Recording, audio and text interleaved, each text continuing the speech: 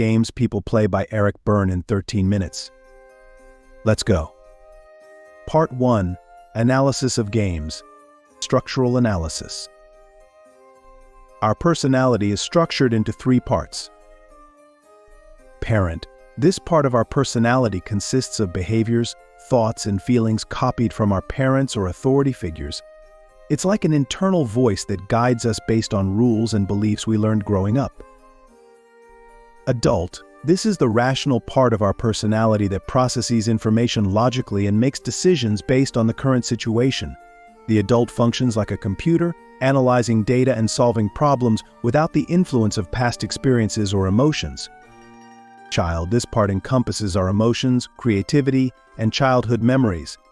The child is spontaneous and playful but can also be impulsive and emotional. Transactional analysis.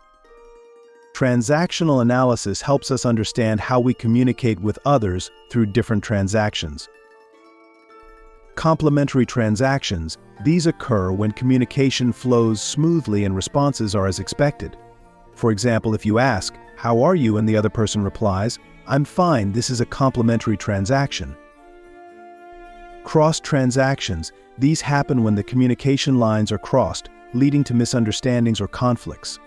For example, if you ask, "Can you help me?" and the other person responds angrily, "Why can't you do it yourself?" Communication is disrupted.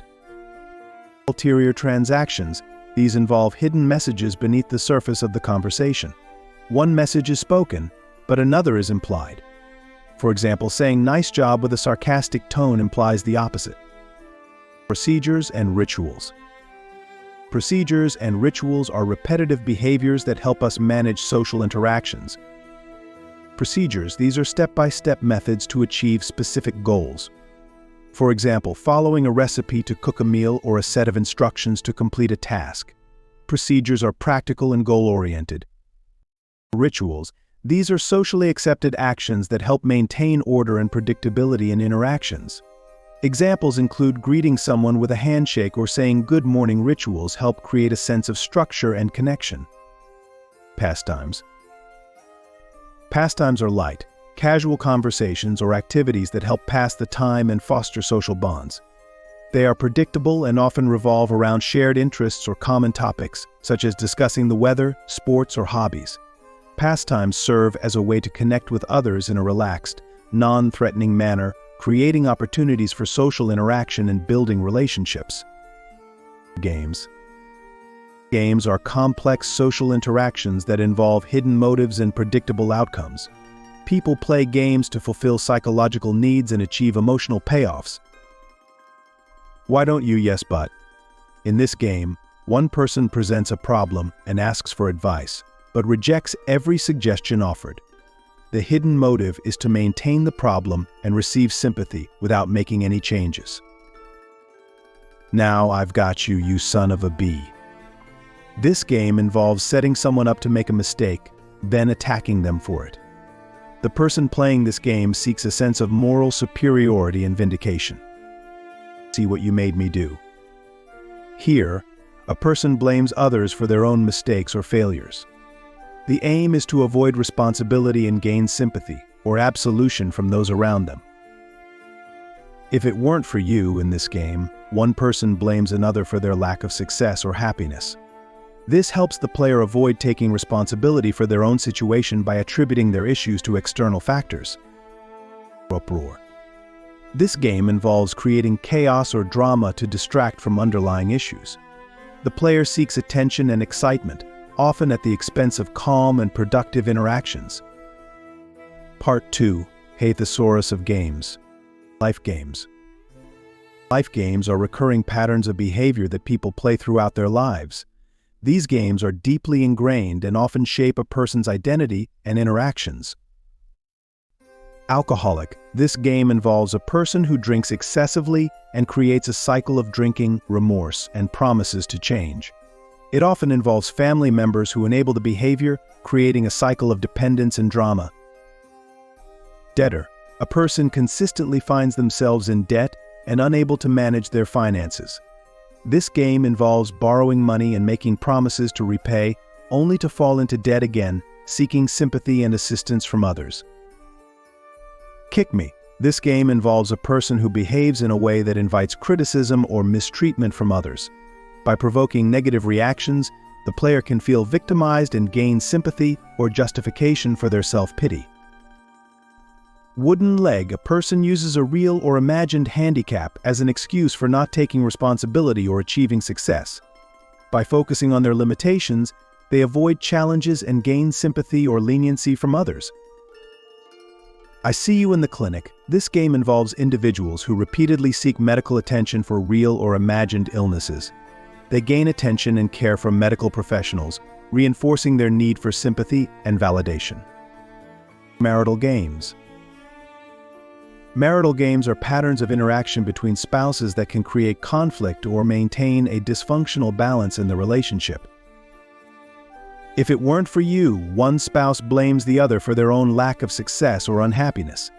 This game avoids personal responsibility.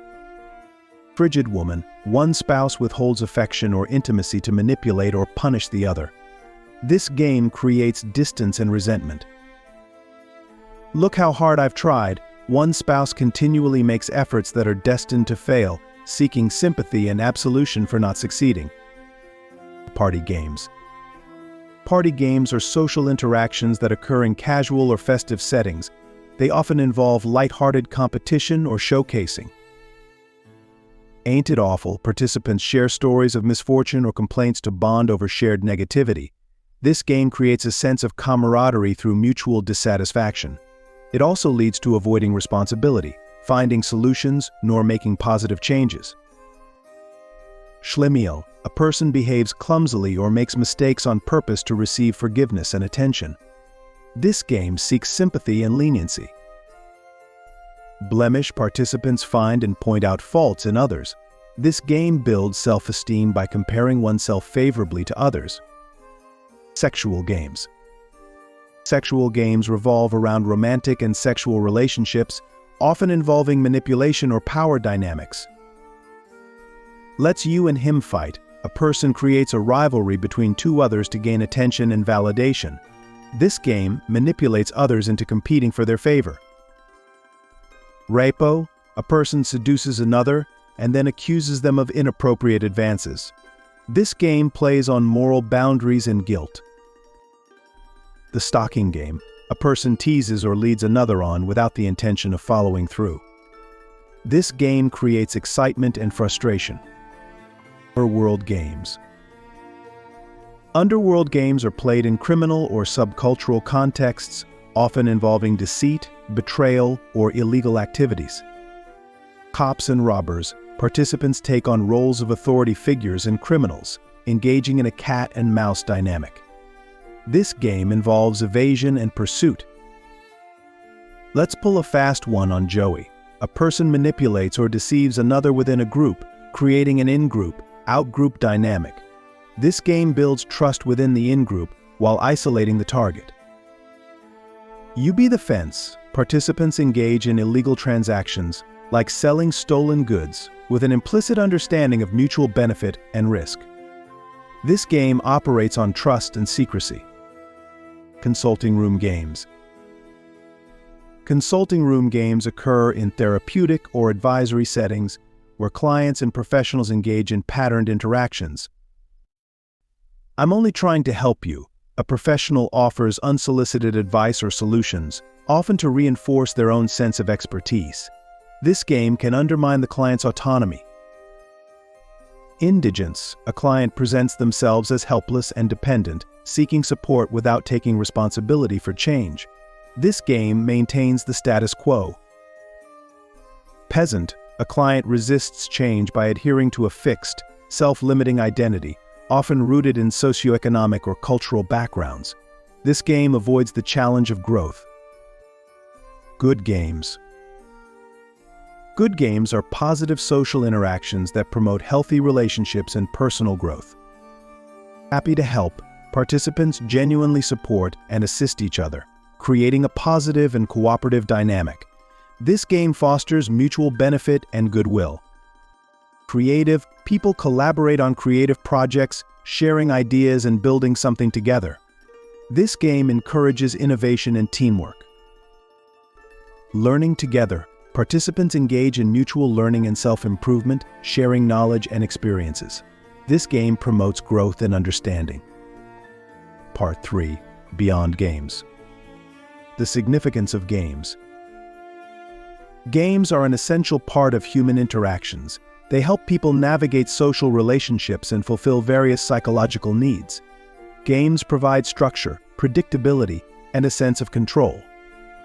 They also offer a way to connect with others and achieve emotional payoffs, such as feeling validated, superior, or protected. Understanding the significance of games helps us see why they are so prevalent and how they influence our behavior and relationships. The players. The people involved in games are called players. Each player takes on specific roles based on their personality, past experiences, and life scripts. These roles include the persecutor, victim, and rescuer. The dynamics between players can be complex, with each person bringing their own motives and strategies to the interaction. Recognizing the roles and motivations of players helps us understand the dynamics of social interactions. Paradigm. A paradigm in the context of games is a model or pattern that explains how games are played and why they occur. This paradigm includes the structure of games, the roles of players, the transactions involved, and the payoffs achieved. It provides a framework for analyzing social interactions and understanding the underlying motives and dynamics. By using this paradigm, we can identify and decode the games people play, making it easier to navigate social situations and improve our relationships. Autonomy. Autonomy refers to the state of being self-directed and independent. In the context of games, achieving autonomy means breaking free from the unconscious patterns and scripts that dictate our behavior. It involves becoming aware of the games we play and the roles we take on, and then making conscious choices about our actions and interactions. Autonomy allows us to interact with others in a genuine and authentic way, free from the constraints of games and scripts. The attainment of autonomy. Attaining autonomy is a process that involves self-awareness, personal growth, and the development of healthy relationships. It requires recognizing and understanding the games we play, the scripts we follow, and the roles we take on. Through self-reflection and conscious effort, we can break free from these patterns and develop a more authentic way of interacting with others.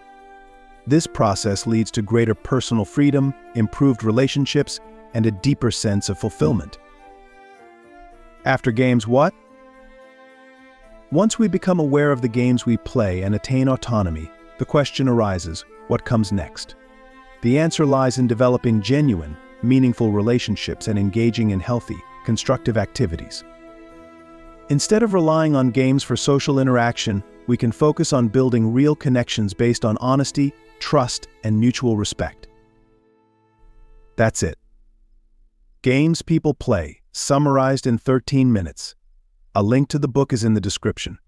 Thank you for watching. Leave a like, subscribe, and share your thoughts and experiences with the book in the comments.